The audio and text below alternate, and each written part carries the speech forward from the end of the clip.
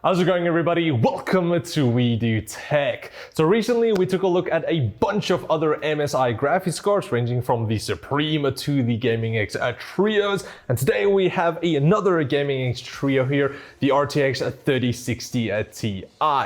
Now, Nvidia has also recently announced a new graphics card, the RTX 3060 non-Ti with 12 gigs of memory, and that's even more than the 3080, which is just weird. But we will be talking more about that once we actually have our hands on one of those samples.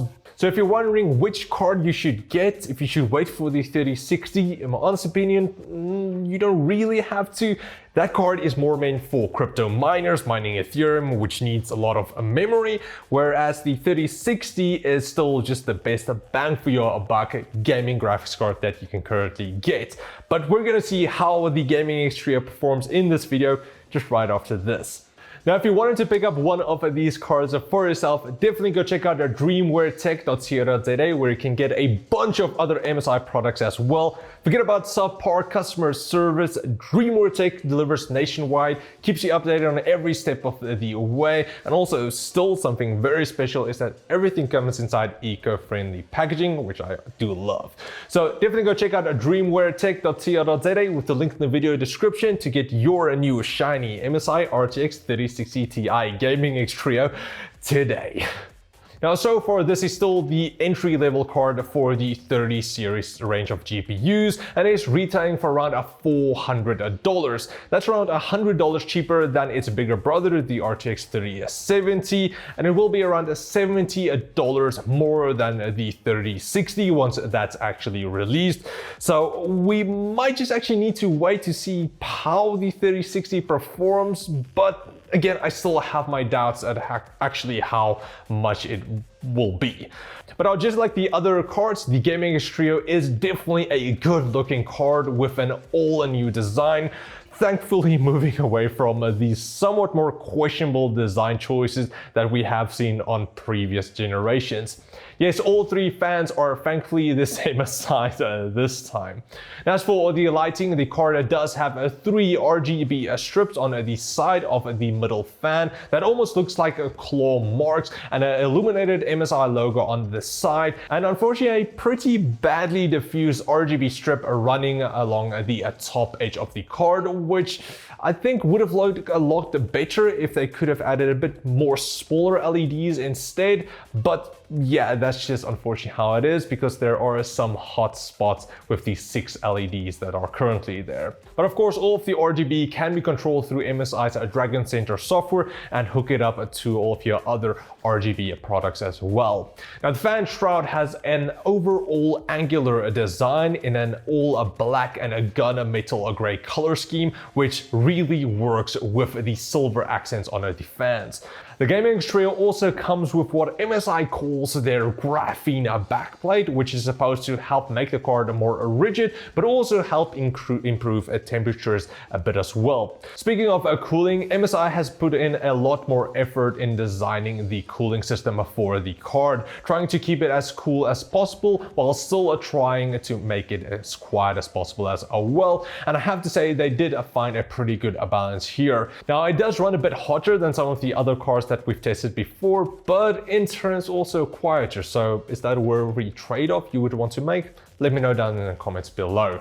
But for power, the 3060 Ti uses two 8-pin connectors that has a TDP of around 200 watts, but we did see it go up to 212 watts under a gaming load. For I/O, you do get a 1 HDMI 2.1 port and 3 DisplayPort version 1.4As. So then finally, let's get into the benchmarks. So we tested it in a 1080p, 1440p, and a 4K, which is possible now with a more entry-level card, which is awesome.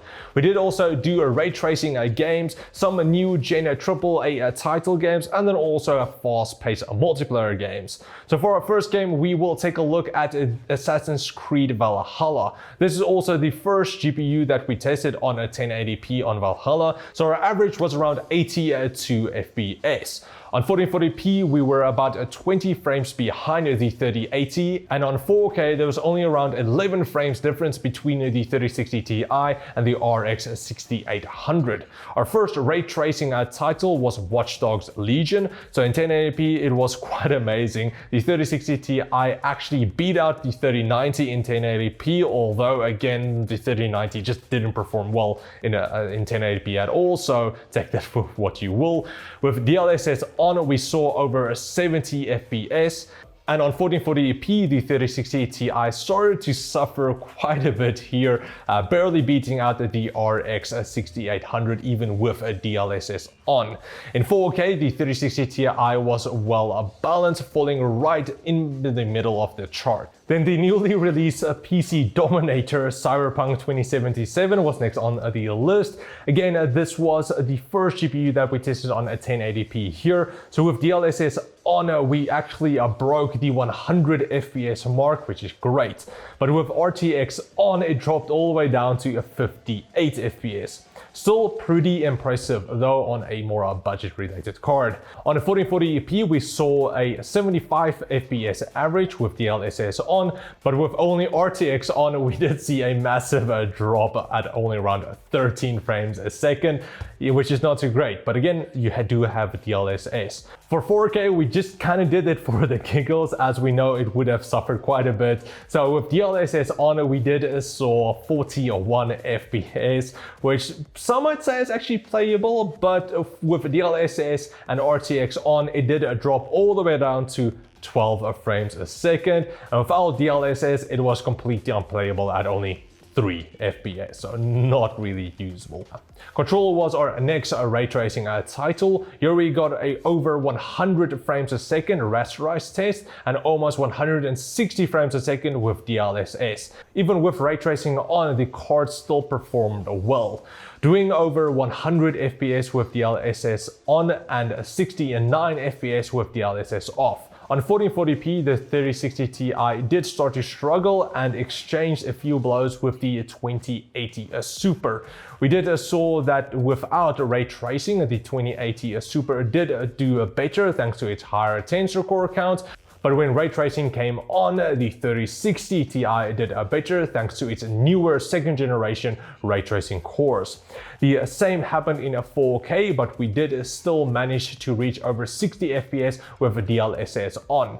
Next up was Call of Duty Modern Warfare. So again, here on 1080p, the 3060 Ti took the crown and beat out the 3070 and also the 3080, which is pretty remarkable.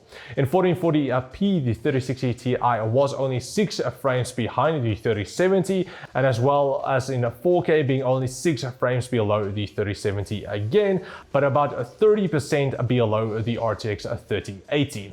So in our synthetic benchmarks, Firestrike and TimeSpy, the 3060 Ti was very close to the 2080 Super. In TimeSpy, the 3060 Ti was only 99 points ahead of the 2080 Super, and in Firestrike almost 600 points. So then in conclusion, does it anyway make sense to actually get a 12 gig card with less CUDA cores?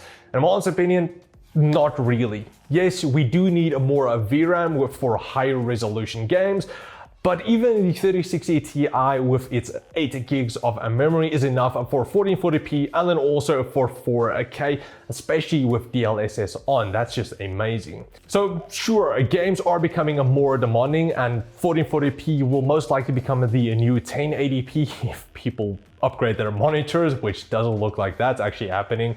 But we are getting some new technologies as well, like AMD's SAM, which might potentially make more sense to have a more VRAM that'll access through the CPU. Intel is also working on their own version of SAM, which it's cool. It'll get you around like 10% more frames without needing really to sacrifice on anything.